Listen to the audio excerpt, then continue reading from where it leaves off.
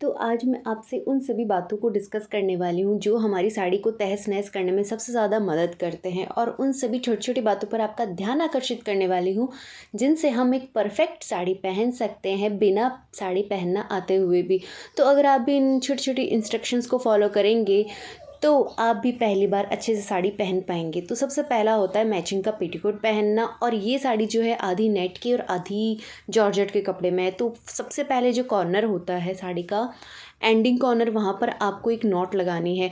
वो इसलिए लगाई जाती है क्योंकि जो फर्स्ट कॉर्नर होता है ये लटक के नीचे आ जाता है। नॉट लगाने से थोड़ा फैब्रिक नॉट में दब जाता है, यानी कि गाँठ में, और वो बार बार चलते वक्त पैरों में नहीं आता है। आगे से हल्की सी ऊपर रखनी चाहिए साड़ी, और पीछे से फर्श को टच करती हुई आपको हमेशा इसको इसी तरह से वियर करना होता है। देखिए, फर्श को टच करती हुई होगी। और दूसरी बात, आपको स्लीपर सैंडल जो भी आप पहनने वाले हैं वो सबसे पहले पहनना होगा। मुझे पहनने थी नहीं, रूम में थी इसलिए मैंने नहीं पहने, बट जब भी आप साड़ी पहने तो सबसे पहले आपको स्लीपर या सैंडल पहनने, क्योंकि उससे क्या होता है, एक आपकी हाइट का अंदाज़ा हो जाता है कि कितनी लेंथ लेनी है। अगर आपने बाद में चप्पल पहनी है और फिर आप कहीं जाएंगे तो साड़ी छोटी लगेगी, ऐसे लगेगा कि साड़ी को आपने छोटा पहना है और आप बहुत ही भद्दे लगने वाले हो।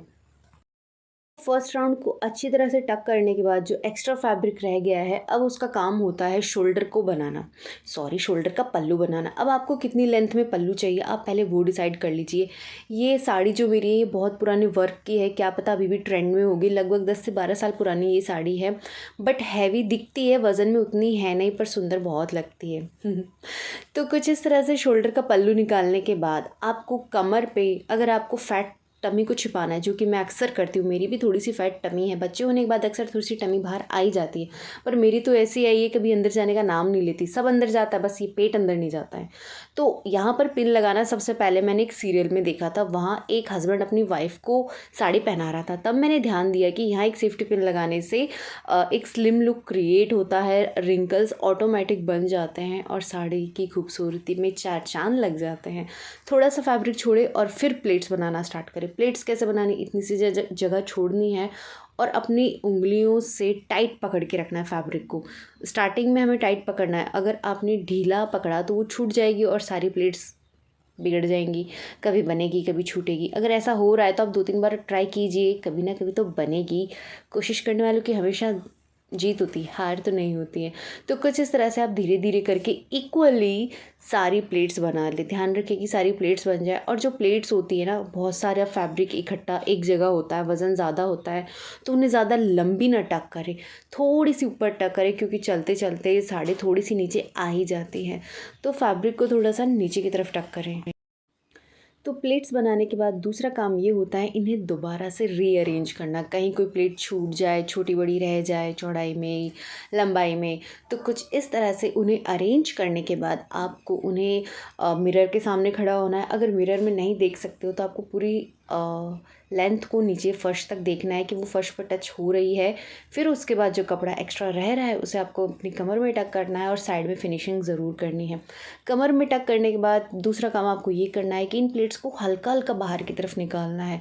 ऐसा करने से प्लेट्स इतने शानदार बनेंगे ना, तो आपका मन करेगा ये साड़ी मैं हमेशा पहन के ही रखूँ। और उसके बाद अगर आप मैनेज कर सकते हैं तो ठीक है, अदरवाइज़ यहाँ एक सेफ्टी पिन लगा दें। मैं तो हमेशा सेफ्टी पिन लगाती हूँ। अगर आपको कभी लगता है कि आपकी प्लेट्स थोड़ी आगे की तरफ गई, तो आप सेफ्टी पिन लगाने के बाद आप उन्हें थोड़ा सा उठा के साइड में इधर उधर खिसका सकते हैं, जैसे इस तरह से, हल्का सा इधर लेफ़्ट या राइट, कोई भी साइड। आपकी श्रद्धा कपूर जिधर भी ज़्यादा हो गई है आप उस साइड कर सकते हैं। अब बारी आती है पल्लू का पोर्शन बनाने की। तो जब चौड़े बॉर्डर वाली साड़ी होती है ना, तो आप कोशिश करें कि बॉर्डर के अंदर अंदर ही प्लेट्स आए, तभी वो साड़ी बहुत सुंदर लगती है। तो कुछ इस तरह से धीरे धीरे आपको वही जैसे कमर की प्लेट्स बनाई है उसी तरह ये वाली प्लेट्स भी बनानी, अपने थंब और फिंगर की मदद से ज़िगज़ैग करते हुए, वन के ऊपर वन, नहीं एक के ऊपर एक। इसमें ये बात आपको ध्यान रखनी, जो सबसे पहले हमने लेयर बनाई थी वो थोड़ी सी बड़ी होनी चाहिए, बाकी आपको छोटी छोटी बनानी है ताकि वो सारी छोटी बड़ी को कवर कर सके। तो कुछ इस तरह से हमारी सारी प्लेट्स हो चुकी हैं। अब बारी आती है, अगर आपको फ्री पल्लू या स्ट्रेट प्लेट्स को रखना है तो आप पूरे 2-3 पिन लगा के इसको ऐसे कैसा सीधा रख सकते हैं, बट मुझे तो इस साड़ी को सिर पे ओढ़ना है। तो उसके लिए क्या करना है, आपको कुछ यहाँ से फैब्रिक खींचना है अपनी कमर के पास से, और जहाँ तक आपको सेफ्टी पिन लगानी है वहाँ तक इस साड़ी को खींचते हुए जाना है, खींच के लेना है ताकि साड़ी बहुत सुंदर लगे। तो एक बार ही प्लेट्स को अरेंज करना पड़ता है, उसके बाद ही ऑटोमेटिक इसमें क्रीज क्रिएट हो जाती है कुछ इस तरह से। तो यहाँ पर आप चाहे तो सेफ्टी पिन लगा लें। अगर आप स्टार्टिंग कर रहे हैं ना, तो मेरी माने तो यहाँ एक सेफ्टी पिन लगा लें ताकि शोल्डर पर रखते वक्त प्लेट्स इधर उधर ना बिगड़े, क्योंकि जब हम पिन लगाने जाते हैं तो कहीं एक प्लेट छूट जाती है, एक अंदर भाग जाती है, और जब हम लगा के छूटते हैं तो फिर पता चलता है सब कुछ गड़बड़ हो गया है। आप चाहे तो इन्हें पिन लगाने के बाद दोबारा अरेंज कर ले, और जितना हो सके आप अपने हाथ को पीछे ले जाकर कंधे पे सेफ्टी पिन लगाए। हो सके तो ब्लाउज़ को पीछे से थोड़ा खींच ले, ऊपर से खींचना है, नीचे से नहीं। और इन प्लेट्स को यहाँ अरेंज करें, और आपको अपनी बाजू से ठीक थोड़ा नीचे एक सेफ्टी पिन लगानी है ताकि ये जो साड़ी का ये वाला पार्ट होता है ना, आगे वाली ये प्लेट, ये इधर उधर ना भागे और आपकी टमी को ना दिखाए। सो दैट्स इट, हमने साड़ी वेयर कर ली है। आई होप आपको थोड़ा बहुत समझ में आया होगा। नहीं समझ में आया होगा तो आप दोबारा से इस वीडियो को देख लो, और भी ज़्यादा समझ में आ जाएगा। और फिर भी नहीं समझ में आया तो मेरे चैनल पर ढेर सारी वीडियोज़ अवेलेबल है जो आपको साड़ी ड्रैपिंग की वीडियोज़, साड़ी किस तरह से हम इजी तरीके से पहन सकते हैं उसके बारे में आपको जानकारी उपलब्ध करवा देंगे। तो आशा करती हूँ आपको वीडियो पसंद आया होगा।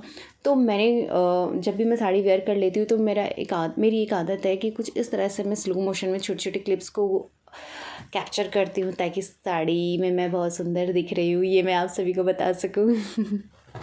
So thanks for watching. और आप लोगों को बताना था कि फाइनली मेरे यूट्यूब अकाउंट का गूगल एडसेंस वेरिफिकेशन का स्पीड पोस्ट मुझे मिल चुका है, तो कोई गूगल वालों को कह देना। और इसी खुशी में आज मैं इस काले काले चूल्हे को गोरा गोरा करने वाली हूँ, क्योंकि मम्मी जी तो है नहीं, वो कहीं गए हुए हैं। तो अब इसको साफ़ करने का काम किसका? मेरा।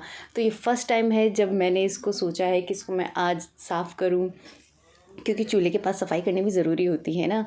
तो आई होप आपको वीडियो पसंद आया होगा, तो कमेंट करके ज़रूर बताना, और मेरे चैनल को सब्सक्राइब करना, वीडियो को लाइक करना और शेयर करना। Thanks for watching, bye.